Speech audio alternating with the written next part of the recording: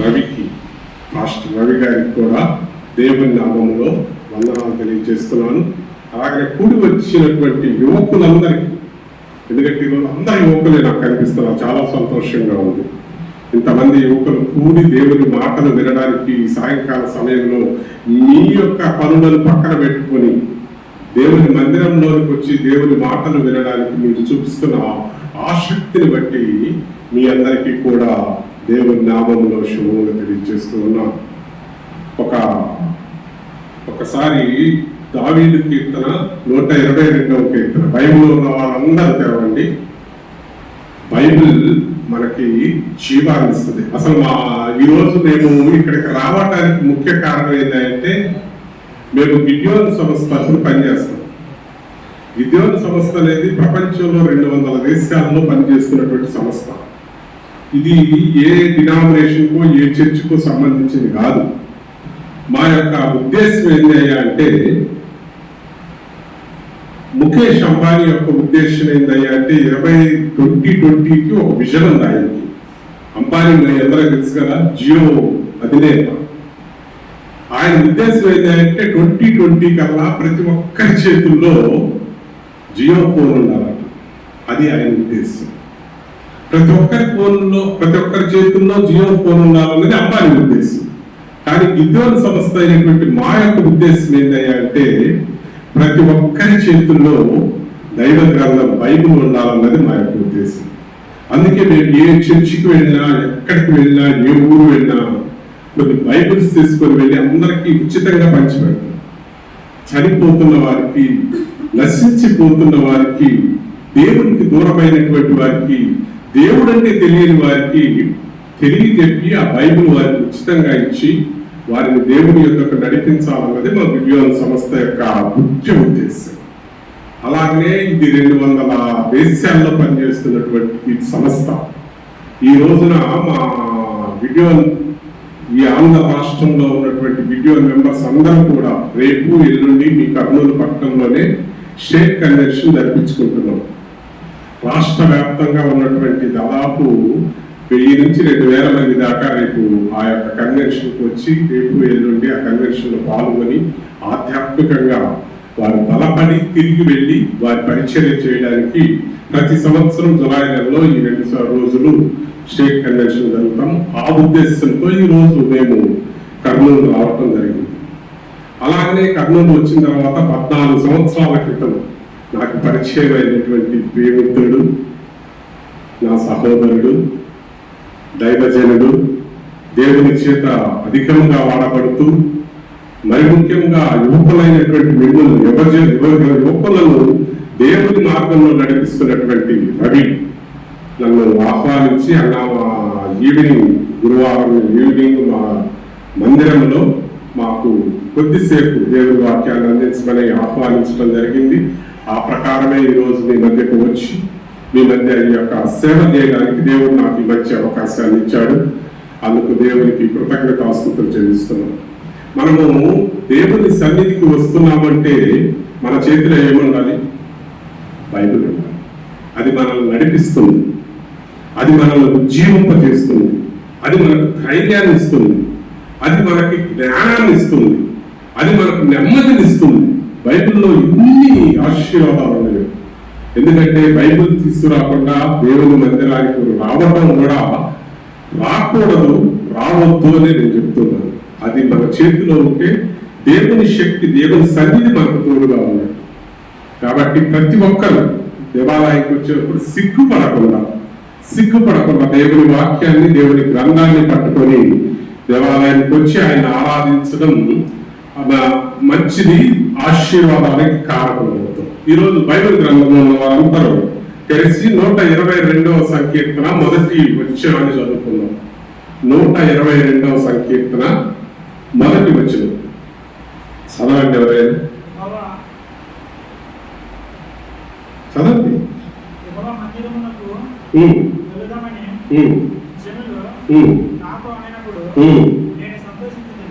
యెహోవా మందిరమునకు వెళ్ళుదము రండని జనులు నాతో అనినప్పుడు నేను, ఈ మందిరం ఎవరిది?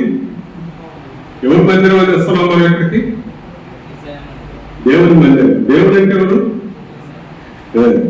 అలాగనే యెహోవా మందిరములకు వెళ్ళుదము రండని జనులు నాతో అనినప్పుడు నేను సంతోషించి తిరిగి అంటున్నాడు. ఎవరన్నారో తెలుసా ఈ మాటలో? ఎవరన్నారో తెలుసా? ఇశ్రాయేలు దేశానికి రాజు అయినటువంటి ఎవరు? ఇశ్రాయేలు దేశానికి రాజు దావీదు మహారాజు. ఒక మహారాజు అన్నటువంటి మాట లేదు. యెహోవా మందిరములకు వెళ్ళుదము రండని జనులు నాతో అనినప్పుడు నేను సంతోషించి తిరిగి ఒక మహారాజు చెప్తున్నాడు. సామాన్యుడు కాదు, ఒక దేశాన్ని పరిపాలించేటటువంటి రాజు. ఈ రోజుల్లో మనకి ఒక చిన్న ఉద్యోగమో లేకుంటే ఒక చిన్న పనో లేకుంటే ఒక చిన్న కార్యము ఉంటే దేవాలయానికి వెళ్దాం రండి అంటే ఏం చెప్తాం మనం? ఏం చెప్తాం? టైం లేదు నాకు, టైం లేదు, ఇప్పుడు నాకు ఉద్యోగం వచ్చే వరకు, లేక పరీక్షలో పాస్ అయ్యే వరకు, లేక మన జీవితంలో కావాల్సిన మేలులు జరిగే వరకు దేవాలయానికి వస్తాం. ఎప్పుడైతే దేవుడు మనల్ని దీవించి ఆశీర్వదిస్తాడో తర్వాత దేవాలయానికి రమ్మంటే ఏం చెప్తాం మనం? టైం లేదబ్బా, తర్వాత వస్తాను. ఒక కుటుంబం ఉందట, చాలా భక్తి కలిగినటువంటి కుటుంబం. తల్లిదండ్రులు భక్తి గలవాడే, వాళ్ళకున్న కుమారుడు కూడా భక్తి గలవాడే. వాళ్ళ ప్రార్థన వల్ల కుమారుడికి మంచి స్థితి, మంచి స్తోమత కలిగినటువంటి ఉద్యోగం వచ్చింది. ఉద్యోగం వచ్చే వరకు ఆ కురవాడు బాగానే దేవాలయానికి వచ్చాడు. ఉద్యోగం వచ్చినా కూడా ఏం చెడ్డవాడైతే కాదు, మంచివాడు. కానీ ప్రార్థనకు రమ్మంటే మాత్రం అబ్బాయి చెప్పే పని ఏంటంటే నాకు ఉద్యోగ బాధ్యతలు ఉన్నాయి, నేను ఉద్యోగానికి రాలేను, నాకు టైం లేదు. వాళ్ళ తల్లిదండ్రులు ఎన్నోసార్లు అడిగారట, రారా ప్రార్థనకు రారా, ప్రార్థనకు వచ్చి దేవుని సన్నిధిలో కొద్దిసేపు గడుపంటే నాకు టైం లేదనేవాడు. నా టైం లేదు అనేవాడు. కానీ మంచి కార్యాలే చేసేవాడు, పేదలకి దాన ధర్మాలు చేసేవాడు, ఎవరన్నా వస్తే సహాయం చేసేవాడు, అన్ని చేశాడు. ఆ ఒక రోజున అందరికి మరణం వచ్చినట్లే ఆ అబ్బాయికి మరణం వచ్చింది. మరణం వచ్చిన తర్వాత పరలోకం పైకి ఎత్తబడ్డాడు. పరలోక దగ్గరకు వెళ్ళాడు. పరలోక ద్వారంలో నుంచి పరలోకంలోకి ప్రవేశిస్తుంటే అక్కడ ఉన్నటువంటి దూతలు ఆపేశారట, గేటు దగ్గర ఉన్నటువంటి దూతలు. బాబు, పరలోకంలోకి వెళ్ళాలంటే ఇక్కడ ఒక జీవ గ్రంథం అనేది ఉంటుంది, దానిలో నీ పేరు ఉంటేనే నువ్వు పరలోకంలోకి వెళ్ళాలి. ఈ జీవ గ్రంథంలో నీ పేరు ఉందో లేదో చూస్తాను, ఆగండి అని చెప్పి ఆ దేవదూత జీవ గ్రంథంలో పేరు అంతా అనిపిస్తే జీవ గ్రంథంలో పేరు. బాబు, నీ పేరు లేదయ్యా, నువ్వు పరలోకంలోకి వెళ్ళడానికి నీకు అవకాశం లేదు, నువ్వు అర్హుడు కాదన్నాడు. అంటే ఆ పిల్లవాడి కోపం వచ్చింది. నేను దేవుని కార్యాలు చేశాను, పేదలకు సహాయం చేశాను, మంచి పనులే చేశాను, మరి నన్ను ఎందుకు పరలోకంలో తీసుకురాని? ఎవరు అసలు ఆ గ్రంథాన్ని రాసింది అంటే దేవుడు రాశాడు. ఆ దేవుడిని పిలవండి, నేను అడుగుతాను, అసలు నేనేం చెడ్డ కార్యాలు చేశాను, ఎందుకు నాకు పరలోక రాజ్యంలోనికి అవకాశం లేదు అంటే ఆయన అన్నాడంట. సరే దేవుడిని పిలవబట్టి దేవుడు వచ్చాడు. దేవుడు వచ్చి, ఏంటి బాబు నీ పరిస్థితి అంటే, నన్ను పరలోక రాజ్యంలోనికి ఎందుకు ఎంట్రన్స్ ఇవ్వట్లేదు? నా జీవ గ్రంథంలో పేరు లేదట, ఎందుకు నా పేరు రాయలేదు? మీరు నా పేరు ఎందుకు రాయలేదు? నన్ను పరలోక రాజ్యంలోకి ఎందుకు ఎంట్రన్స్ ఇవ్వటం లేదంటే దేవుడు అన్నాడంట, నీ పేరు రాద్దామని ఇప్పుడు అనుకుంటానే ఉన్నాను, కానీ పేరు రాయడానికి నాకు టైం లేదన్నాడు. బాబు ఏమన్నాడు? భూలోకంలో ఉండగా గుడికి రమ్మంటే నాకు టైం లేదన్నాడు.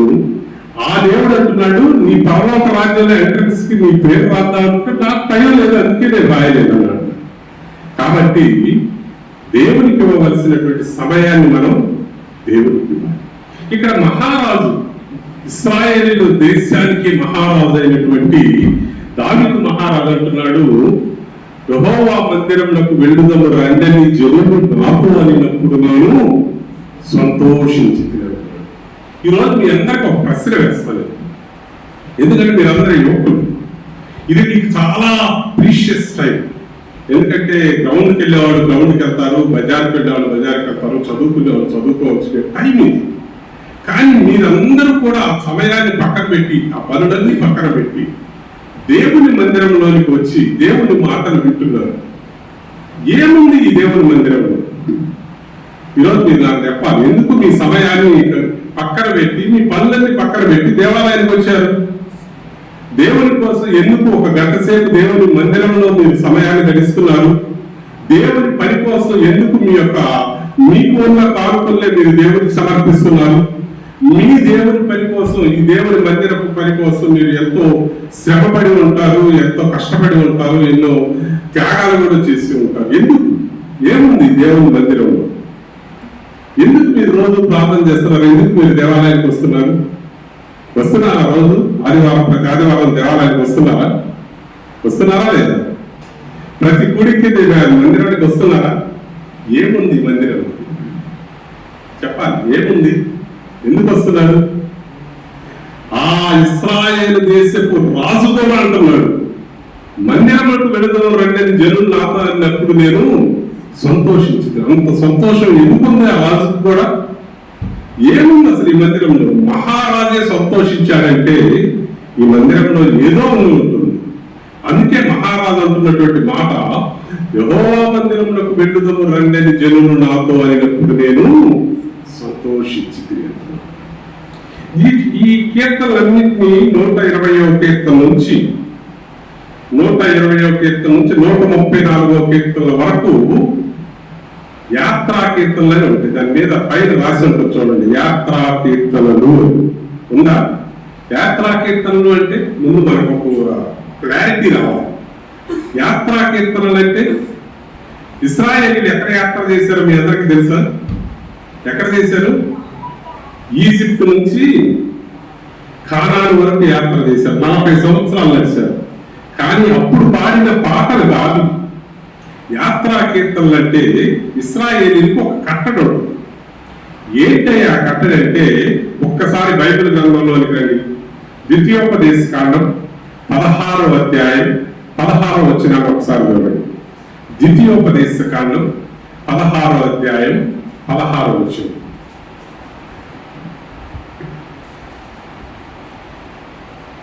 కనిపించిందా? ద్వితీయోపదేశ కాండం 16వ అధ్యాయం 160వ పేజీ అన్న చూడండి.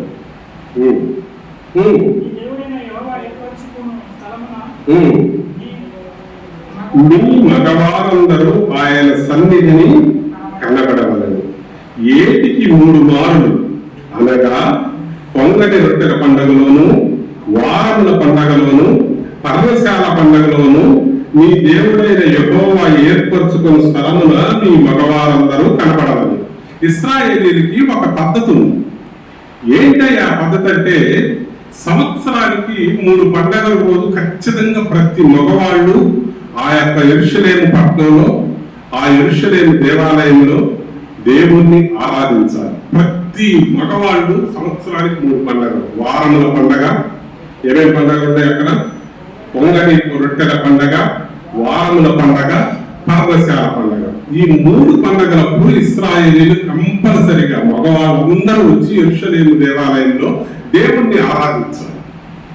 ఆ ఆరాధించడానికి వెళ్ళే ప్రయాణాన్నే యాత్రా కీర్తనలు అంటారు.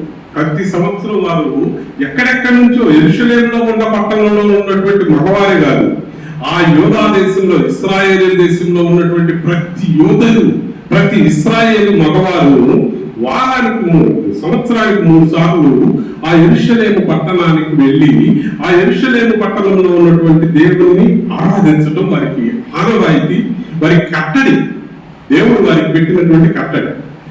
ఆ ఆరాధనకు వెళ్ళేప్పుడు పాడుకునే పాటలే ఈ యాత్రా కీర్తన. ఆరాధనకు ఆ యొక్క ప్రయాణానికి ముందుగా బయలుదేరే ముందు పాడే పాట 121వ సంకీర్తన. దేవాలయంలోకి అడుగు పెట్టే ముందు పాడే పాట 122వ సంకీర్తన. అర్థమైందా ఇప్పుడు యాత్రా కీర్తనలు అంటే? ఆ 23 నుంచి 123 నుంచి 134 దాకా 3 రోజులు పండగలో పాడుకునేటటువంటి పాటలు 133 దాకా జరుగుతుంది. 134వ సంకీర్తన తిరిగి ఇంటికి వచ్చేప్పుడు, ఎందుకంటే మనం కూడా దేవాలయానికి వచ్చేప్పుడు ప్రార్థన చేసుకుంటాం, దేవాలయానికి వచ్చిన తర్వాత ప్రార్థన చేసుకుంటాం, దేవాలయం నుంచి వెళ్ళేప్పుడు కూడా ప్రార్థన చేసుకుని వెళ్తాం. అలాగనే ఈ కీర్తనలు కూడా 121వ కీర్తన వారు మొదలైన రోజు పాడుకునేటటువంటి పాట, 122వ కీర్తన వారు దేవాలయంలోకి వస్తూ పాడుకునేటటువంటి పాట, 123 నుంచి 133 దాకా వాళ్ళ పండగల్లో పాడుకునేటటువంటి పాటలో 134వ కీర్తన తిరిగి ఇంటికి వెళ్ళేప్పుడు పాడుకునే పాట. అందుకే వీటిని యాత్రా కీర్తనలు అంటారు.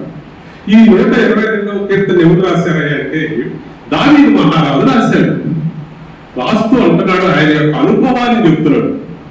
రాజైనటువంటి నన్ను, ప్రజలైనటువంటి మీరు మందిరానికి వెళ్దామంటే నాకు చాలా సంతోషం వేసింది అంటున్నాడు. ఏముంది మందిరంలో అంత సంతోషం వేయడానికి? ఈ రోజున మనం ఇప్పుడైతే మీరు చెప్పలేదు, కానీ నా ప్రసంగం అయిన తర్వాత మీరు నాకు చెప్పాలి. ఏముంది దేవుని మందిరంలో? ఎందుకు రాజు యెహోవా మందిరంలోకి వెళ్ళుదము రండి అని జనులు నాతో అడిగినప్పుడు నేను సంతోషించి అంటున్నాడు. ఏముంది ఆయన మందిరంలో? ఏ మేలు కొరకు ఆయన సంతోషం కలిగింది చూద్దాం. ఒకసారి 7వ వచనాన్ని ఒకసారి చూడండి. 122వ కీర్తన 7వ వచనం. నీ ప్రాకారములలో చాలు. ఏముంది? మొట్టమొదటి ఆశీర్వాదం, దేవాలయానికి వస్తే మనకి నెమ్మదిస్తాడు. దేవుడు మనకు నెమ్మదినిస్తాడు. ప్రపంచంలో ఏ ఒక్కరు కూడా చెప్పలేనటువంటి విషయం ఏంటంటే నేను చాలా సంతోషంగా ఉన్నాను, నా జీవితంలో అశాంతి లేదు, నెమ్మది లేకుండా అశాంతి లేదు, ఎప్పుడు నెమ్మదిగా ఉన్నానని చెప్పగలిగే వారు ఎవరైనా ఉన్నారా? ఏదో ఒక విషయంలో మనకు బాధ, ఏదో ఒక విషయంలో మనకి ఆలోచన. ఎంత గొప్పవాడైనా రాజు మొదలుకొని రిక్షా తొక్కే వరకు కూడా ప్రతి ఒక్కరి జీవితంలో ప్రతి ఒక్క సమస్యనండి, ప్రతి ఒక్క ఆలోచన, ప్రతి ఒక్క వ్యధే కారణం నెమ్మది లేని జీవితాలు. ఎంతో మంది ప్రపంచ ప్రఖ్యాతి గాంచినటువంటి వాళ్ళు కూడా నెమ్మది లేక ఆత్మహత్య చేసుకున్నట్టు మనందరికీ తెలుసు. అలాంటి నెమ్మది లేని జీవితాలు జీవిస్తున్నటువంటి వారికి ఆయన దేవాలయంలో ఏమున్నట్ట నీ ప్రాకారములలో నెమ్మది కలుగు. నెమ్మది లేని జీవితాలు ఎవరైతే ఈ రోజున ఈ యొక్క దేవాలయంలో కూర్చున్న మీకు మీ యొక్క మనసులో, మీ యొక్క ఆలోచనలో ఏ వేదన ఉందో నాకు తెలియదు, కానీ ఒకవేళ వేదనతో లేక దిగులుతో, ఒక నిరాశతో ఈ దేవాలయానికి వస్తే దేవుడిస్తున్నటువంటి మొట్టమొదటి ఆశీర్వాదం ఏంటంటే నీ ప్రాకారములలో నెమ్మది. నెమ్మదితో మిమ్మల్ని ఈరోజు దేవుడు మీ యొక్క గృహాలకు పంపించడానికి సిద్ధంగా ఉన్నాడు. మీ యొక్క హృదయాలలో, మీ యొక్క జీవితాలలో ఆయన సమాధానాన్ని ఇవ్వడానికి సిద్ధంగా ఉన్నాడండి. నెమ్మది లేని జీవితాలు, ఎన్ని సంపాదించినా నెమ్మది లేని జీవితాలు. ఒక ఆయన డాక్టర్ గారి దగ్గరికి వచ్చాడు. ఒక పేషెంట్, డాక్టర్ గారు నాకు జీవితంలో అన్ని సంపాదించాను, కావాల్సిన డబ్బు ఉంది, కావాల్సిన కార్లు ఉన్నాయి, కావాల్సిన పేరు ప్రఖ్యాతులు ఉన్నాయి, కావాల్సిన భవనాలు ఉన్నాయి, అన్ని ఉన్నాయి, కానీ జీవితంలో నెమ్మది లేదు సార్, సమాధానం లేకుండా జీవిస్తున్నాను. ఆ డబ్బు చూసుకుంటున్నాను కానీ సమాధానం లేదు, ఆ కారు చూసుకుంటున్నా కానీ సమాధానం లేదు, ఆ భవనాలు చూసుకుంటున్నా కానీ సమాధానం లేదు, నెమ్మది లేని స్థితిలో జీవిస్తున్నాను. నాకు నెమ్మదికి ఏమన్నా రాసివ్వండి, మందులు అన్నాడు. అంటే ఆయన అన్నారంటే డాక్టర్ గారు ఏదో చీటీ రాసి మందులు రాసిచ్చారు. ఆ డాక్టర్ గారు రాసిచ్చిన మందులు చూసి, సార్ ఇవి ఎప్పుడో వాడాను నేను, కానీ నాకు నెమ్మది రాలేదు. సరే ఇంకొక ప్రిస్క్రిప్షన్ రాసిస్తానని ఏదో కొన్ని సిరప్లు రాసిచ్చారు. సిరప్ చూసి మళ్ళీ అన్నాడు, సార్ ఈ సిరప్ కూడా తాగాను నేను చాలా సార్లు, కానీ జీవితంలో నెమ్మది లేదంటే, నెమ్మది రావట్లేదండి. అంటే డాక్టర్ గారు ఆలోచించి అన్నాక, సరే నీకు నేనైతే జీవితాంతం నెమ్మది ఇవ్వలేదు, కానీ 1 గంట 2 గంటలు అయితే నెమ్మది ఇవ్వగలను. మన కర్నూలు పక్కనలో సర్కస్ జరుగుతుంది, ఆ సర్కస్ కు వెళ్ళు. ఆ సర్కస్ లో బఫూన్ అనే సర్కస్కి వెళ్ళారు ఎక్కడ మీరు? బఫూన్ అనేటువంటి ఒక వ్యక్తి ఉంటాడు. ఆయన చక్కగా 2 గంటలు మనందరినీ కడుపు నవ్విస్తాడు. అప్పుడల్లా నీ జీవితంలో 1-2 గంటలు నెమ్మదిగా ఉంటావు ఆయన మాటలు విని. కాబట్టి అంతకంటే నీకు మందులు లేవు, నీవు సర్కస్ కు వెళ్ళి 2 గంటలు ఆయన దగ్గర ఆయన మాటలు విని నెమ్మది పొందు బాబు అన్నాడు. అప్పుడు ఆయన ఏమన్నాడు తెలుసా? ఆ నవ్విచ్చే బఫూని నేనే సాగున్నాడు, ఆ నవ్విచ్చే బఫూని నేనే సాగు, నాకే నెమ్మది లేదు అంటే నేను ఏం చెప్పాలి ఇంకా చెప్పండి. అన్నీ ఉన్నాయి ఆయనకి, అందరినీ నవ్వించగలుగుతున్నాడు, అందరినీ సంతోష పెట్టగలుగుతున్నాడు, కానీ తన జీవితంలో ఏం లేదు, నెమ్మది లేదు. నెమ్మది లేని జీవితాలకు దేవాలయం ఏమిస్తుందట? దేవాలయానికి వచ్చి ఆయన ఆరాధిస్తే దేవుడు ఇచ్చే గొప్ప సంతోషం ఏంటయ్యా అంటే ఆయన నెమ్మదినిస్తాను. ఒకసారి అపోస్తుల కార్యాలు 8వ అధ్యాయం, అపోస్తుల కార్యాలు 8వ అధ్యాయం 26 నుంచి చదువుకుంటే 26 నుంచి 39 వరకు చదువుకుంటే అక్కడ ఒక సంఘటన జరిగింది. ఇప్పుడు చదివే సమయం లేదు కాబట్టి మీకు చెప్తాను. ఒక మంత్రి గారు అంటే ఆయనకి ఎంత హోదా ఉంటుందో తెలుసు కదా మీకు. మంది మార్పరం ఉంటుంది. ఒక దేశానికి మంత్రి, డబ్బు ఉంది, సంపాదన ఉంది, పేరు ప్రఖ్యాతులు ఉన్నాయి. కానీ ఆయన జీవితంలో ఏం లేదు, నెమ్మది లేదు, సంతోషం లేదు. అన్నీ ఉన్నాయి కానీ ఆ దేశానికి మంత్రి గారు కూడా మళ్ళీ మామూలు మంత్రి కాదు, ఆర్థిక మంత్రి. ఎంత గొప్ప సంపద ఉంటుందో. అంత సంపద ఉన్నటువంటి ఆ మనిషికి, మంత్రి గారికి నెమ్మది లేకపోతే ఆయన ఒక మాట అనుకున్నాడు, నాకు ఎక్కడ నెమ్మది దొరకట్లేదు, యెరూషలేము దేవాలయానికి వెళదాం, ఆ మందిరంలో ఏదైనా నాకు నెమ్మది దొరికిద్దేమో అనేసి ఆయన యెరూషలేము దేవాలయానికి వచ్చాడు. వచ్చి దేవాలయంలో ప్రార్థన చేసుకొని తిరిగి ఇంటికి వెళుతూ ఒక బైబిల్ గ్రంథాన్ని కొనుక్కున్నాడు. దేవాలయం ముందు యెషయా గ్రంథాన్ని ఒక దాన్ని కొనుక్కొని దాన్ని చదువుకుంటూ ఆయన రథాలు, ఇప్పుడైతే ఇన్నోవా కార్లు ఉన్నాయి కానీ అప్పుడే ఉన్నాయి, రథాలు ఉండేవి, గుర్రాలు ఉండేవి, గాడిదలు ఉండేవి. ఆయన రథం ఎక్కి ఆయన ఇంటికి వెళుతూ ఉంటే ఒక దైవజనుడు, మీ మాస్టర్ గారు రవి గారి లాంటి ఒక ఆయన వెళ్ళి ఆయనకు చక్కగా బైబిల్ గ్రంథంలోనే ఉన్నటువంటి వాక్యాలన్నీ వినిపిస్తే ఆయన వాక్యాలు విన్న తర్వాత ఆ మందిరంలో ప్రార్థన చేసుకున్న తర్వాత ఎట్లా ఇంటికి వెళ్ళాడో చూస్తారా? ఒక్కసారి 8వ అధ్యాయం 39 వచ్చిన ఒకసారి చదవండి. 8వ అధ్యాయం 39 వచ్చిన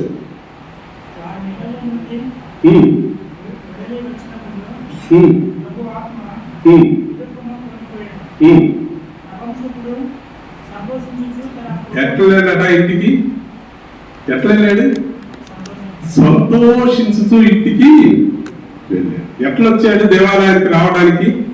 దేవాలయానికి వచ్చినప్పుడు సంతోషం లేదు, సమాధానం లేదు, ఒక తృప్తి లేదు, నిరాశ, ఒక హృదయం నిండా ఏదో వేదన, అన్ని ఉన్నాయి. కానీ నా జీవితంలో సంతోషం లేదు, నా జీవితంలో నెమ్మది లేదు, నా జీవితంలో ఇలాంటి ఇవి లేదు అనేటటువంటి నిరాశతో దేవాలయానికి వచ్చాడు.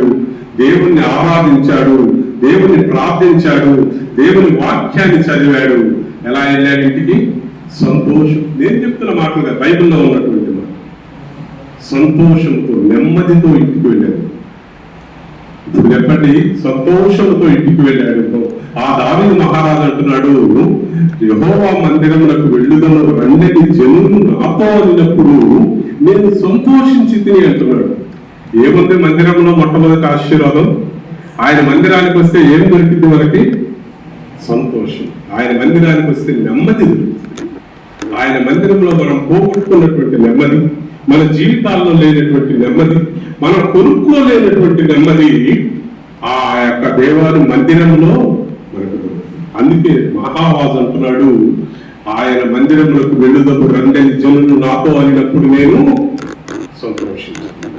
ఆయన మందిరానికి వెళ్తే మనకు నెమ్మది దొరుకుతుంది. ఈ రోజున మీరు అందరూ ఆయన మందిరానికి వచ్చి ఆయన్ని ఆరాధిస్తున్నటువంటి మీకు మీ జీవితంలో కావలసినటువంటి నెమ్మది, కావలసినటువంటి సంతోషాన్ని దేవుడు ఇవ్వబోతున్నాడని నమ్మినట్లయితే ఆ యొక్క ఆశీర్వాదాన్ని దేవుడు మీ అందరికీ ఇవ్వటానికి సిద్ధంగా ఉన్నాడు.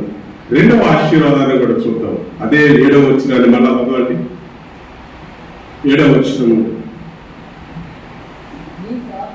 నీ ప్రాకారములలో నెమ్మది కలుగును గాక, నీ నగరులలో ఏముందట? రెండవది ఏముంది? రెండవది చెప్పాలి, అందరూ చెప్పాలి. ఏముంది? క్షేమం ఉన్నది. మొదటిది ఆయన మందిరానికి వస్తే దేవుడు మనకిచ్చే మొట్టమొదటి ఆశీర్వాదం నెమ్మదైతే, 2వ ఆశీర్వాదం క్షేమం. ఈ రోజుల్లో బయటికి వెళితే మనం లోపలికి మళ్ళా తిరిగి ఇంటికి వస్తామనే నమ్మకం ఎవరైనా ఉందా? ఈ రోజుల్లో బయటికి వెళితే ఎక్కడ బాంబు పడిందో తెలియదు, ఎక్కడ ప్రమాదం అవుతుందో తెలియదు, ఎక్కడ మనల్ని అటాక్ చేస్తారో తెలియదు, ఎక్కడ మనం అపాయాల్లో ఆపదల్లో చిక్కుకుంటామో తెలియదు. అలాంటి దుస్థితి, అలాంటి భయంకరమైనటువంటి స్థితుల్లో మనం క్షేమం అన్నది ప్రతి ఒక్కరికి దేవుడు అనుగ్రహించాలి. అలాగే తల్లిదండ్రులు కూడా మనకు చెప్పేది, ఏదైనా ఊరికి వెళ్తున్నప్పుడు మనల్ని ఏం చెప్తారు? క్షేమంగా వెళ్ళి లాభంగా రాజారు. బైబిల్ గ్రంథంలో కూడా ఉన్నాయండి. చూడండి, ఒకసారి యేసేపు తన కుమారుడు యేసేపు మీ అందరికీ తెలిసే ఉంటాడు.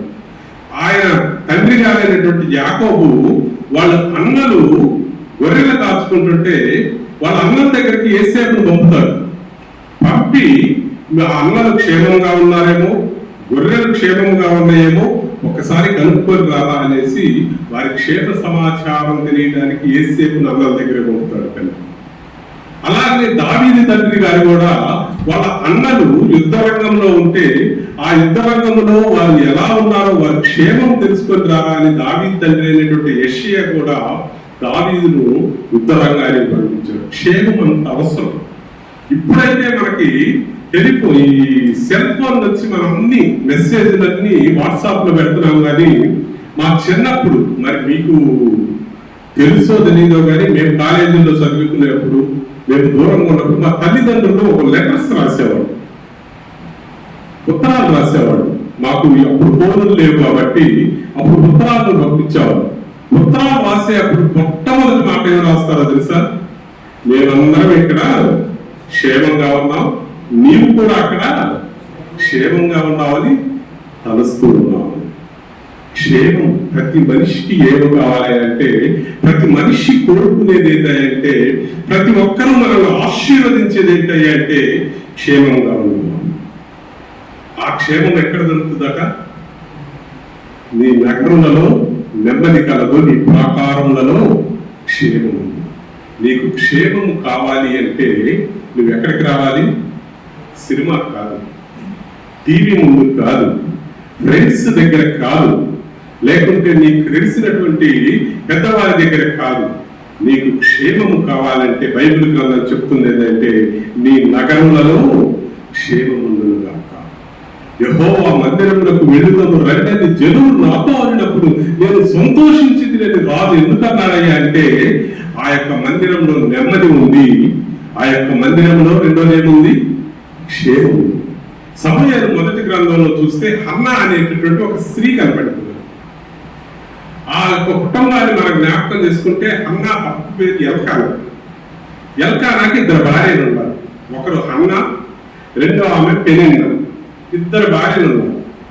ఆ ఇద్దరిలో పెనిన్నాకి దేవుడు సంతానాన్ని ఇచ్చాడు, హన్నాకి సంతానాన్ని ఇవ్వాలి. హన్నాకి సంతానం ఇవ్వకపోతే, ఒక ఇద్దరు భార్యల్లో ఒక భార్యకి సంతానం ఉండి రెండో భార్య సంతానం లేకపోతే, సంతానం ఉన్నటువంటి భార్య రెండో భార్యని ఎట్లా చూస్తుందో మనందరికీ తెలుసు. ఆ భార్య చూడటమే కాదు, లోకంలో ఎట్లా చూస్తుంది? ఏదైనా శుభకార్యాలకు వెళ్ళినప్పుడు, అమ్మ నువ్వు ఏమంటారు?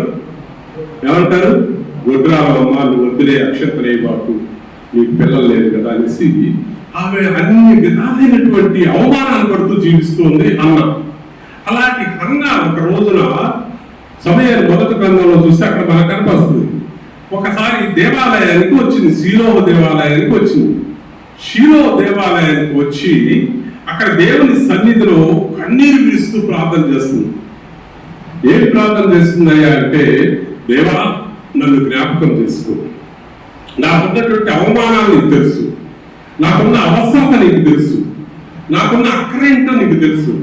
నేను నిన్నే ప్రార్థిస్తున్నా, నిన్నే ఆరాధిస్తున్నా, నిన్నే కొలుస్తున్నాను. కానీ నాకు ఒక లోటు ఉందయ్యా, ఆ లోటును తీర్చి నాకు ఒక మగబిడ్డను దయచేయని ఒక గొప్ప ప్రార్థన చేసిందండి. దేవాలయానికి వచ్చి ప్రార్థన చేస్తే ఆ దేవాలయంలో ఉన్నటువంటి యాజకుడు వచ్చి, అమ్మా ఏంటి నీ బాధ అంటే, నాకు బిడ్డలు లేదయ్యా, బిడ్డల కొరకు దేవుడిని నన్ను జ్ఞాపకం చేసుకొని ప్రార్థన చేస్తున్నానంటే, ఆ యొక్క యాజకుడు ఆమెను ఏమని దీవించాడంటే, క్షేమంగా అయిందమ్మా నువ్వు, నీకు దేవుడు నువ్వు అడిగింది నీకు ఇవ్వబోతూ ఉన్నాడనేసి ఆమె క్షేమాన్ని తెలిపి ఇంటికి పంపిస్తే, మరి ఒక సంవత్సరానికి వచ్చేసరికి ఆమెకు దేవుడు ఎంత గొప్ప బిడ్డనిచ్చాడు తెలుసా? బైబిల్ గ్రంథంలోనే గొప్ప ప్రవక్త ఎవరైతే సమూయేలు ప్రవక్త. సమూయేలు ప్రవక్తని దేవుడు ఆ హన్నాకు దయచేసినట్లుగా మనం చూస్తున్నాం. ఆయన మందిరంలో ఏముంది? క్షేమం ఉంది. ఆయన మందిరంలో మొట్టమొదటిగా ఏమున్నది? ఫస్ట్ ఆశీర్వాదం, నెమ్మది కదా. ఆయన మందిరంలో ఏమున్నాయి? క్షేమం ఉంది. అందుకే రాజు అంటాడు, నీ మందిరానికి వెళదామంటే నాకు చాలా సంతోషం అయ్యా. ఎందుకంటే నీ మందిరంలో నెమ్మది ఉంది, నీ మందిరంలో క్షేమం ఉంది, కాబట్టి నీ మందిరానికి వెళ్ళడానికి నాకు చాలా సంతోషం. ఎన్ని ఆశీర్వాదాలు చూసావు ఇప్పుడు దేవుని మందిరంలో. ఈ రోజున మీరందరూ మీ సమయాన్ని, మీ యొక్క పనులను వదులుకొని దేవాలయంలోకి వచ్చారు అంటే ఒక ఆశీర్వాదంతో వెళ్ళాలి. మీరందరూ ఒక దీవెనతో వెళ్ళాలి. దేవుని సన్నిధిని అనుభవించి దేవుని ప్రార్థన చేస్తున్నారంటే మీరు పొందుకోవాల్సినటువంటి దీవెనలో మొట్టమొదటి నెమ్మది పొందుకోవాలి, రెండవదిగా క్షేమం కలుగుతుంది. మూడవ ఆశీర్వాదాన్ని కూడా చూద్దాం. ఆయన మందిరంలో ఉన్నటువంటి మూడవ ఆశీర్వాదం ఒకసారి 9వ వచనాన్ని ఒకసారి చదువుతాం. నీ దేవుడైన యెహోవా మందిరములో ఉండము నీకు మేలు చేయ ప్రయత్నించదు. ఏమున్నాయట? మూడో ఆశీర్వాదం దేవాలయంలో మేలు ఉన్నాయి. మేలు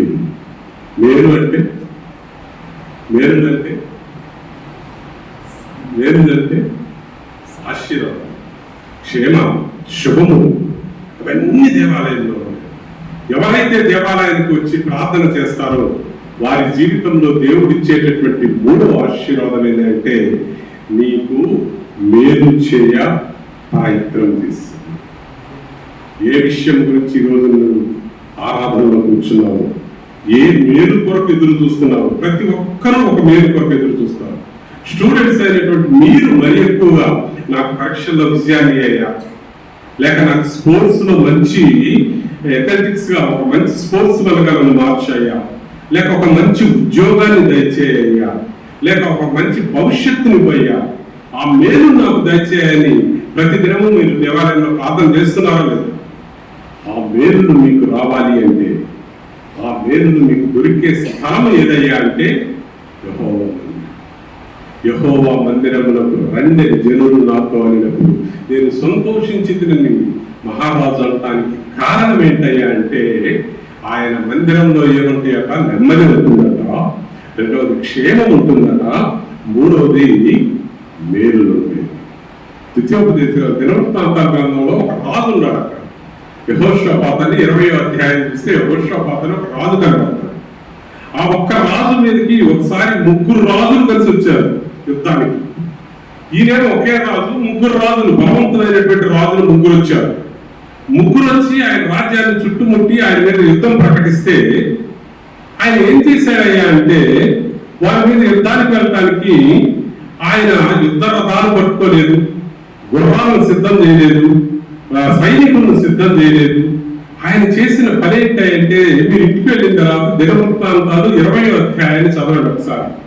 ఆయన చేసిన పని ఏంటంటే ఆ రాజ్యంలో ఉన్న వారందరినీ దేవాలయం దగ్గర పిలిచాడండి. దేవాలయం ముందు పిలిచి చెప్తున్నాడు, ఈ రోజంతా మీరు ఉపవాసం ఉండి ప్రార్థన చేయండి, మీరు ఏమి చేయొద్దు. ఆ రాజులను చూడొద్దు, రాజుల సైన్యాలను చూడొద్దు, రాజుల రథాలను చూడొద్దు, రాజుల సైన్యపు బళ్ళాలను చూడొద్దు, వారి ఈటెలు చూడొద్దు, వారి కత్తులు చూడొద్దు, ఏమి చూడొద్దు. మీరంతా చేయవలసిన పని ఏంటంటే ఈ రోజంతా మీరు ఉపవాసం ఉండి ప్రార్థన చేయండి, మందిరంలో ప్రార్థన చేయండి. ఉపవాసం ఉండే వాళ్ళు ఉపవాసం ఉండండి, అందరూ దేవుని మందిరంలో ప్రార్థన చేయండి అంటే వారందరూ ఆ రోజు దేవుని మందిరంలో ప్రార్థన చేస్తే దేవుడు వారికి ఏం చేశారంటే మీరు యుద్ధానికి వెళ్ళాలా, వారి మీద యుద్ధాలు చేయాల. తెల్లవారి మీరందరూ వెళ్ళి వారికి ఎదురుగా కీర్తనలు పాటలు పాడుతూ ఉంటే ఆ స్వరానికి, ఆ శబ్దానికి ఆ 3 రాజులు భయపడిపోయి అయ్యో మనకంటే ఎంతమంది పెద్ద సైన్యంతో యెహోషాపాతు మన మీద యుద్ధానికి వస్తున్నాడని వారిలో వారే పొడుచుకొని చనిపోయినట్టుగా బైబిల్ గ్రంథంలో చూస్తాం. దేవుని మందిరంలో ప్రార్థన చేయడం వల్ల దేవుడు చేసినటువంటి మేలు ఏంటంటే ఆ 3 రాజుల మీద గొప్ప విజయాన్ని ఇవ్వటమే కాకుండా వారు పారిపోయి చనిపోయిన తర్వాత వారు తెచ్చినటువంటి ధనాన్ని, బంగారాన్ని దోచుకోవడానికి ఈ యెహోషాపాతుకు 3 రోజులు పట్టిందట. 3 రోజులు వాళ్ళు తెచ్చినటువంటి ధనాన్ని దోచుకున్నాడు. విజయాన్ని ఇవ్వటమే కాకుండా ఏమిచ్చాడు ఆయన? గొప్ప ధనాన్ని కూడా ఇచ్చాడు. మేలు చేశాడా లేకుంటే కీడు చేశాడా? దేవాలయంలో ప్రార్థన చేస్తున్నాడు. ఏం చేశాడు? ఏ భయంలో నువ్వు ఉన్నావు, ఏ శత్రువు నీ ముందుకు వస్తున్నావు, ఎలాంటి సమస్య నీ దగ్గరకు ఎదురైనా నువ్వు చేయవలసినటువంటి పని ఏంటంటే ఆయన మందిరంలోనికి కనుక నువ్వు రాగలిగితే, విశ్వాసంతో ఆయన్ని ప్రార్థన చేయగలిగితే, ఆయన ఇచ్చే 3వ మేలేందయ్యా అంటే నీకు మేలు చేస్తానంటున్నాడు. ఆయన మందిరంలో ఏముంది ఆశీర్వాదాలు? ఇప్పుడు మీరు చెప్పాలి, నేను చెప్పను. మొట్టమొదటి ఆశీర్వాదం నెమ్మది ఉంది, 2వ ఆశీర్వాదం క్షేమం ఉంది, 3వ ఆశీర్వాదం మేలు ఉంది. ఆయన మందిరంలోనికి రాగలిగితే, అందుకే మహారాజు, ఆ దేశపు మహారాజే అంటున్నాడు, దేవాలయానికి వెళదా అంటే నాకు సంతోషం. ఏ సమయంలో అయినా వస్తాం, మీరు మహారాజులైనప్పటికీ మీరు రాత్రి సమయంలో రమ్మంటే వస్తా, పగటి సమయంలో రమ్మంటే వస్తా, వర్షాకాలంలో రమ్మంటే వస్తా, ఎండాకాలంలో. ఎందుకంటే దావీదు మహారాజు దేవుడి మీద అమితమైన ప్రేమ అండి, అమితమైన ప్రేమ. బైబిల్ గ్రంథంలో ఎవ్వరూ అంతగా దేవుని ప్రేమించారు. దావీదుకి ఎంత ప్రేమ అంటే, దావీదుకు ఉన్నటువంటి 2 లక్షణాలు ఏంటంటే, ఆయన ఏ యుద్ధానికి వెళ్ళాలన్నా ఎన్నో యుద్ధాలు చేశాడు, ఆయన ఎన్నో గొప్ప కార్యాలు చేశాడు. ఆ యుద్ధానికి వెళ్ళాలన్నా లేక శత్రురాజుల దగ్గరికి వెళ్ళాలన్నా, ఒక మందిరాన్ని కట్టాలన్నా దావీదుకు ఉన్నటువంటి మొట్టమొదటి లక్షణం ఏంటంటే దేవుని సన్నిధికి వచ్చి ప్రార్థన చేసి దేవుని చిత్తాన్ని అడిగాడట. అయ్యా, ఆ రాజులు నా మీదకి యుద్ధానికి వచ్చారు, వారి మీ దగ్గరికి వెళ్ళమంటావా? వారి మీద యుద్ధం చేయమంటావా? అయ్యా, నీకు ఒక మందిరం కట్టాలనుకుంటున్నారు, మందిరం కట్టమంటావా? అయ్యా, నీ యొక్క మందసాన్ని తెచ్చి దేవుడికి ఆలయంలో పెట్టాలనుకుంటున్నాను, పెట్టమంటావా? ఆ దావీదు మహారాజుకు ఉన్నటువంటి మొట్టమొదటి లక్ష్యం ఏంటంటే దేవుని ప్రార్థన చేసి తన కార్యాన్ని మొదలుపెట్టాడు. బిడ్డలైనటువంటి మీకు కూడా ఆ విశ్వాసంతో మీరు ప్రార్థన చేసి మీ కార్యాలను మొదలు పెట్టగలిగితే మన కార్యములను సఫలపరచువాడు యెహోవాయే, మన యొక్క ప్రయత్నాలను సఫలపరచువాడు యెహోవాయే. ఆ విశ్వాసంతో ఆయన మందిరంలో ప్రార్థన చేసి మీ కార్యాలను ఈ రోజు నుంచి మొదలు పెట్టండి. దేవుడు మీకు సంపూర్ణమైనటువంటి విజయాన్ని ఇవ్వబోతూ ఉన్నాడు. దావీదుకు ఉన్నటువంటి మొట్టమొదటి ఆ లక్షణం ఏంటంటే, ఆయన ఏ పని చేసినా మొట్టమొదటి దేవుని దగ్గరికి వచ్చేవాడు, దేవుని దగ్గరికి వచ్చి ఆయన చిత్తాన్ని అడిగాడు. 2వ లక్షణం ఏంటంటే, దావీదుకు ఉన్నటువంటి 2వ లక్షణం, ఆ పని దేవుని చిత్త ప్రకారం వెళ్ళి వారి మీద యుద్ధం చేసి విజయం సంపాదించుకున్న తర్వాత ఆయన చేసే 2వ పని ఏంటంటే దేవునికి కృతజ్ఞతాస్తుతులు చెల్లించాడు. దేవునికి కృతజ్ఞతాస్తుతులు చెల్లించాడు. దేవుడు మన జీవితంలో ఎన్నో మేలు చేయలేదా? ఇప్పటి వరకు 2 సంవత్సరాల క్రితం నీవు చూసుకోలేకపోయావండి, నీవు నేను కలుసుకోలేకపోయావు, తల్లిదండ్రులు బిడ్డలను చూడలేకపోయారు, బిడ్డలు తల్లిదండ్రులను చూడలేకపోయారు, ఫ్రెండ్స్ జరుపుకోలేకపోయారు.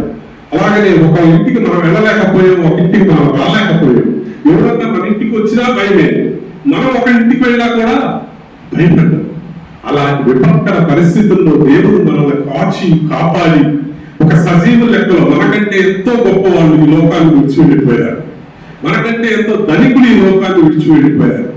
అయినా ఆ కరోనా సమయంలో దేవుడు మనల్ని కాచి కాపాడి ఈ రోజున ఆయన సన్నిధిలో కూర్చొని ఆయన మాటలు వినిచేటువంటి ధన్యత మనకి ఇవ్వటం దేవుడు మన జీవితంలో చేసిన మేలు కాదా? దేవుడు ఇంతకాలం ఎంతో మంది అనారోగ్యాలతో ఆసుపత్రుల్లో బాధలు పడుతూ ఉంటే మంచి ఆరోగ్యాలు మనకిచ్చి ఆయన సన్నిధిలో ఆయన్ని ఆరాధించే భాగ్యం మనకి ఇచ్చినందుకు దేవుడి కృప కదా, దేవుడి మేలు కదా. ఎన్నో సార్లు ప్రయాణాలు మనం చేసి ఉంటాం. ప్రయాణాల్లో ఎంతమంది ఆపదల్లో చిక్కున్నారో మనందరికీ తెలుసు, ప్రయాణంలో ఎంతమంది మరణించారో మనందరికీ తెలుసు. కానీ ఎన్నిసార్లు మనం ప్రయాణం చేసిన దేవుడు మనల్ని తన రెక్కల నీడలో కాచి కాపాడి ఈ రోజు ఈ సాయంకాల సమయంలో ఆయన మందిరంలో ఆయన మాటలు వినడానికి మనకు సమయం ఇవ్వడం దేవుడు మన జీవితంలో చేసిన మేలు కాదా? ఆయన మందిరంలో ఏముంటాయట? మేలులు ఉంటాయి. ఆయన మందిరంలో మనం ఆరాధిస్తే దేవుడు ఎప్పుడు మనకు మేలు చేస్తాడంటాడు. ఆయన మందిరం నీ ప్రాకారంలో నెమ్మది కలదు, నీ నగరులలో క్షేమముందును, నీకు మేలు చేయ ప్రయత్నించదు. ఎందుకు మనం దేవాలయానికి రావాలి అంటే ఆయన దేవాలయంలో నెమ్మది ఉంటుందండి, ఆయన దేవాలయంలో క్షేమం ఉంటుందండి, ఆయన దేవాలయంలో మేలులు జరుగుతాయండి. మన జీవితంలో ఎన్ని మేలులు అనుభవించాము మనం.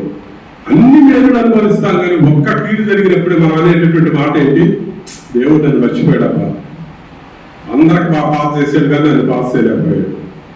దేవునికి నేను రోజు ప్రార్థన చేస్తా, రోజు బైబిల్ చదువుతా, రోజు దేవాలయంకి వెళ్తా, రోజు మైక్ పెడతా, రోజు ఫ్యాన్ వేస్తా, రోజు లైట్ వేస్తా, రోజు వాటర్ పెడతా, కానీ దేవుడు నన్ను మర్చిపోయి నాకు పేరు తీశాడు. కానీ దేవుడు తన ప్రాణాన్ని మన కొరకు పెట్టినటువంటి దేవుడు అండి. ఆయన శిలువలో నీ కొరకు నా కొరకు ఏ పాపం లేకపోయినా ఆయన తన ప్రాణాన్ని పెట్టి మనల్ని ప్రేమించినటువంటి దేవుడు. దేవుడిని మించి మనల్ని ప్రేమించేవారు ఈ లోకంలో ఎవ్వరూ లేరు. మన తల్లిదండ్రులు మనం ప్రేమించలేరు, మన బిడ్డలు మనం ప్రేమించలేరు, మన యొక్క స్నేహితులు మనం ప్రేమించలేరు. కానీ నిన్ను నన్ను నిరంతరం ప్రేమించే ఒకే ఒక వ్యక్తి ఎవరయ్యా అంటే నీ కొరకు నా కొరకు ప్రాణం పెట్టిన యేసయ్య. ఆయన మరణంలో క్షేమముందును, ఆయన ప్రకారములను నెమ్మది కలదు, నీకు వేరు చేయ ప్రయత్నించింది. 4వ ఆశీర్వాదాలు కూడా చెప్పిన ప్రసంగాన్ని ముందుకు తీసుకొస్తాను. దేవాలయంలో ఉండేటటువంటి 4వ ఆశీర్వాదం కీర్తన గ్రంథం. ఒక్కసారి కీర్తన గ్రంథం చేయండి. 16వ అధ్యాయం, 16వ కీర్తన, 16వ కీర్తన 11వ వచనం చదవండి. ఎవరో తీసుకున్నటువంటి 16వ కీర్తన 11వ వచనం. నీ సన్నిధిని సంపూర్ణ ఏముందట? సంపూర్ణ సంతోషముగా. ఎవరి సన్నిధిలో ఉంది సంపూర్ణ సంతోషం? దేవుని సన్నిధిలో సంపూర్ణ సంతోషం. దేవుని సన్నిధి ఎక్కడ దొరికింది మనకి? దేవాలయంలో. ఆయన్ని ఆరాధిస్తే సంపూర్ణ సంతోషమే, జీవితం అంతా సంతోషమే. జీవితంలో నీకు దుఃఖము, జీవితంలో నీకు నిరాశ, జీవితంలో నీకు కన్నీరు అనేది కనపడుతుంది. ఏ నిరాశ ఉన్నా, ఏ కన్నీరు ఉన్నా, ఏ అసంతృప్తి ఉన్నా, ఏ అసమాధానం ఉన్నా, ఏ అనారోగ్యం ఉన్నా, దేవుని సన్నిధికి వచ్చి నేను ప్రార్థన చేయగలిగితే నీ సన్నిధిలో సంపూర్ణ సంతోషం. ఎన్ని ఆశీర్వాదాలు చూసాం. ఇప్పుడు చెప్పండి, మనం ఎందుకు దేవాలయానికి వస్తున్నాం? ఎందుకు మన సమయాన్ని, మన యొక్క కానుకను, మన యొక్క టయాన్ని వదిలిపెట్టి మనం దేవాలయానికి ఎందుకు వస్తున్నాం? ఇప్పుడు చెప్పండి. దావీదు మహారాజు అంటున్నాడు, యెహోవా మందిరముకు వెళ్తాను రంగని జనులు నాతో వెళ్ళినప్పుడు నేను సంతోషించితనని ఎందుకు అన్నాడయ్యా అంటే ఆయన మందిరంలో ఏమున్నాయి? మొట్టమొదటిగా నెమ్మది కలదు, రెండవదిగా క్షేమం ఉంది, మూడవదిగా మేలులు ఉన్నాయి, నాలుగవదిగా సంతోషం ఉంది. ఈ 4 మీ జీవితంలో కావాలి అంటే, ఈ 4 మీరు దేవుని ద్వారా పొందాలి అంటే ఆయన మందిరానికి రండి, ఆయన మందిరంలో ఆయన ఆరాధించండి. అది ఒక అలవాటుగా చేసుకుంటారు, లేక ఒక ఆరాధనగా చేసుకుంటారు, లేక మీరు ఒక సమర్పణగా చేసుకుంటారు, అది మీ ఇష్టం. దేవుని మందిరంలో ఒక నిర్ణయం తీసుకొని ఈ రోజున నీ మందిరంలో నుంచి వెళ్ళండి. అయ్యా, నేను ప్రతిదినము నీ మందిరంలోనికి వస్తాను, నీ మందిరంలో ఉన్నటువంటి క్షేమాన్ని నాకు ఇవ్వు, నీ మందిరంలో ఉన్నటువంటి నెమ్మదిని నాకు ఇవ్వు, నీ మందిరంలో ఉన్నటువంటి మేలును నాకు ఇవ్వు, నీ మందిరంలో ఉన్నటువంటి సంతోషం నాకు ఇవ్వని నీవు దేవుని మందిరంలో ప్రార్థన చేయగలిగితే మనం ఇచ్చే సాక్ష్యం ఏంటో తెలుసా? ఇశ్రాయేలు దేశపు రాజు ఏ విధంగా సాక్ష్యం ఇచ్చాడు, దావీదు మహారాజు ఏ విధంగా మందిరంలోకి వెళ్ళుటకు నేను ఎంతో సంతోషించుదని ఏ విధంగా సాక్ష్యం ఇచ్చాడో ఆ సాక్ష్యానికి మీరందరూ వారసులు అవుతారు. ఆ సాక్ష్య జీవితం మీకు కావాలి అంటే, ఆ దేవుని మేలును మీకు కావాలి అంటే, ఆ దేవుని సంతోషం మీకు కావాలి అంటే మీరు తప్పకుండా మందిరానికి వెళ్ళండి, మందిరంలో ఆయన ప్రార్థించండి. ఆయన ఇచ్చే మేలు ఆశీర్వాదాలకు పాత్రలు కావాలని, అలాంటి కృప కూడి వచ్చిన యవనస్తులందరికీ దేవుడు దయచేయాలని దేవుని నామంలో కోరుకుంటూ మీ అందరికీ శుభములు తెలియజేస్తున్నాను.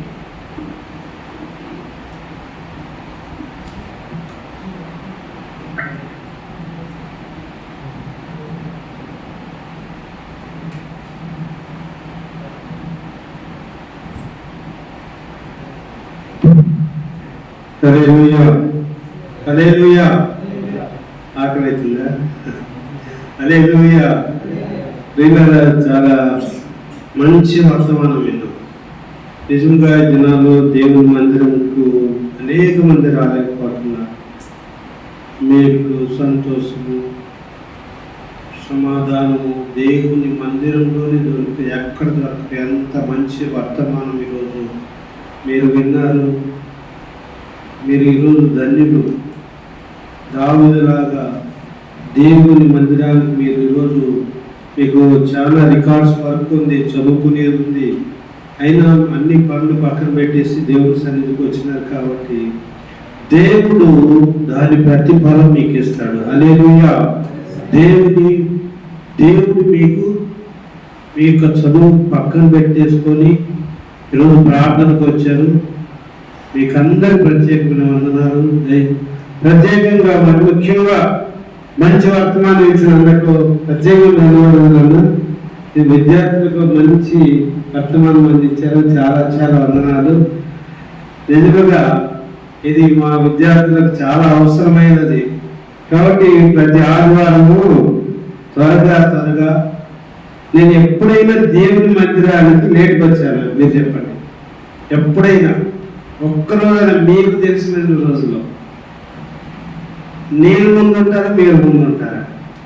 చెప్పండి. ఏమా నేను ముందుంటాను మీరు ముందుంటారా? కాబట్టి దేవుని యొక్క ఆ రుచి చూశాను కాబట్టి ఎప్పుడు నేను ఇన్ టైం లోపల ఇక్కడ ఉంటాను. ఆ మేలు ఆశీర్వాదం నేను అనుభవించాను కాబట్టి నేను దేవుని మందిరానికి ఏ రోజు లేట్ రాను. మధ్యలో ఇలాగ ఏది పెట్టుకున్నా ఎన్నో పనులున్న అన్ని పనులు పక్కన పెట్టేసి కానీ త్వరగా ముగించుకొని కానీ ఈ టైంలో పరిగెత్తాలి దేవుని మందిరానికి వెళ్ళాలనే తపన ఉన్నాను. అది మీరు కూడా కలిగి జీవించాలని ప్రత్యేకంగా ప్రభు పేరిట మీకు మనవి చేస్తున్నాం. ప్రియులారా, ఇది మహాద్భుతమైనది. రాజైన దావీదే అంతగా సంతోషపడితే మనమే అంత సంతోషపడాము. మనం సామాన్యులము. ఎంత మంచి వాక్యం విన్న మనం ఎంతగా పరిగెత్తుకొని రావాలి దేవుని మందిరానికి ఎంత పరిగెత్తుకున్నాను. ఏది నేను లేట్గా ఎప్పుడైనా వచ్చినా అంటే ఏం చెప్పుకున్నారు? నేను వచ్చినట్ట లేట్కి వచ్చినానన్నా అన్నికి వచ్చినానని చెప్పండి. ఏం చిన్నమ్మదు లేట్కి వచ్చినాననే లేకపోతే రాలేదని ఏం చెప్పలేదు. అసలు ముందు వస్తారో లేడు గట్టి చెప్పండి. కారణం ఏంటంటే అన్న చెప్పినట్టుగా అది ఆ రుచి మేము చూసాం కాబట్టి ఏ రోజు రాను, ముందు కూడా రాను, ముందు జీవితంలో కూడా రాను. కారణం ఏంటంటే అంతే దేవుని ప్రేమ, మేలు, సంతోష, సమాధానం, క్షేమము ఇక్కడే దొరుకుతాయి. ఎక్కడ దొరకవండి, ఎక్కడ దొరకనివి దేవుని మందిరంలోనే అవి దొరుకుతాయి. క్షేమము, సంపూర్ణ సంతోషము, మేలు. నీకేం మేలు కావాలన్నా నాకేం మేలు కావాలన్నా ఇక్కడే దొరుకుతుంది. కాబట్టి గొప్ప మంచి వర్తమానమైన ప్రియులారా, అద్భుతమైన వర్తమానమైన ప్రియులారా, దాన్ని మీ హృదయంలో నాటుకోండి. దాన్ని జీవితంలో ఎప్పుడు మరవద్దండి. దేవుని మందిరం అంటే పరిగెత్తుకునేదండి. అయితే అయ్యగారు చాలా దూరం నుండి వచ్చారు కాబట్టి మొట్టమొదటిసారిగా మన మందిరంలోకి వచ్చారు.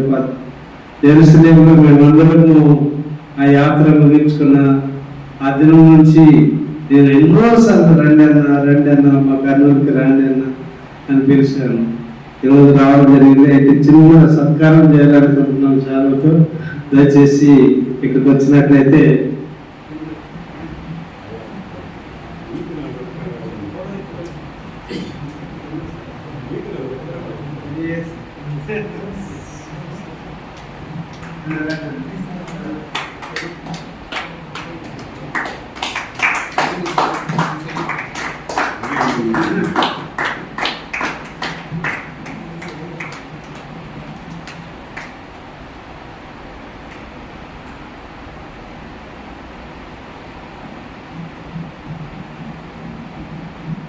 ఓకే,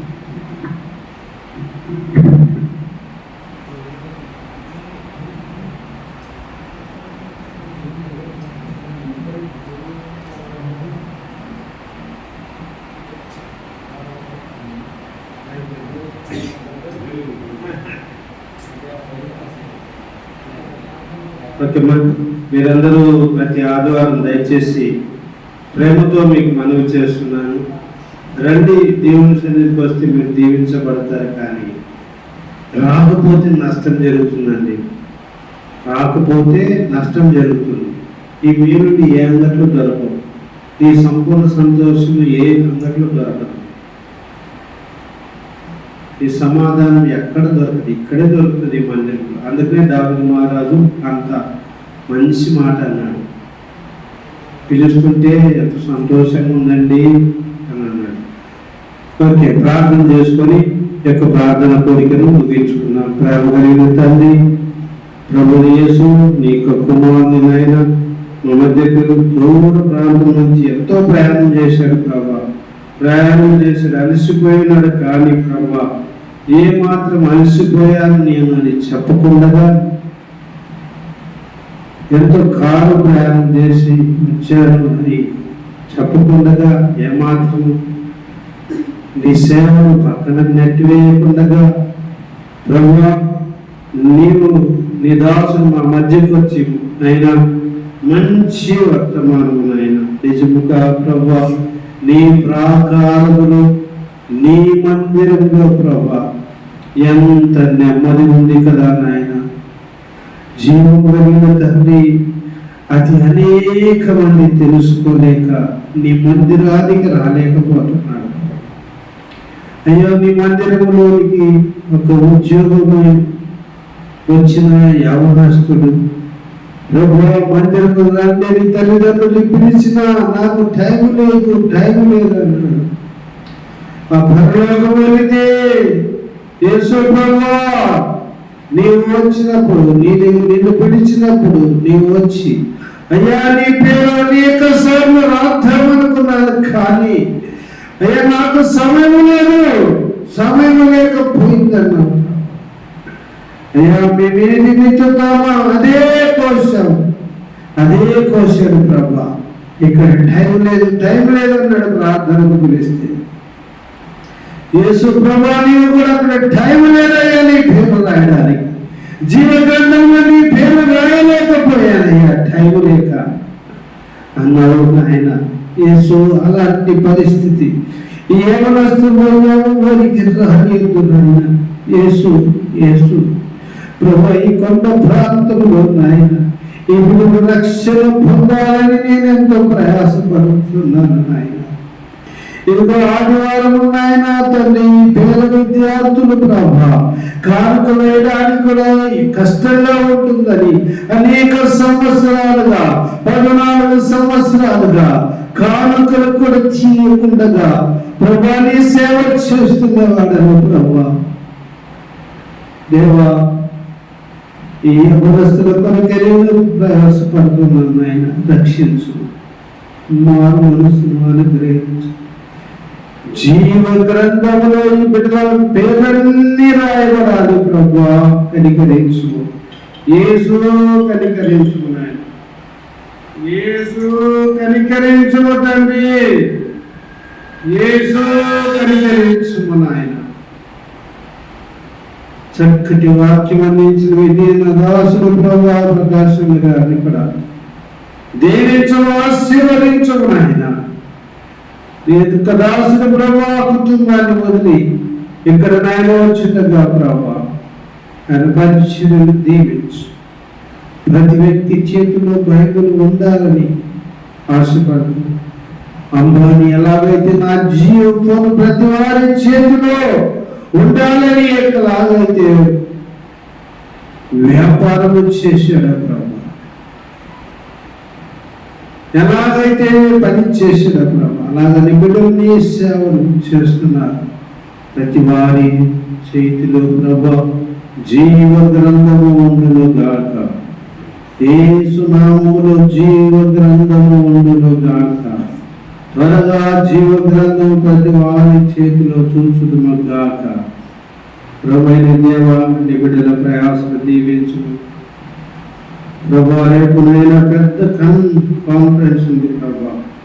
రాష్ట్రంలో నుండి దాదాపుగా 2000 మంది నాయన రాబోతున్నగా డెలిగేట్స్, పాస్టర్స్, evangelists.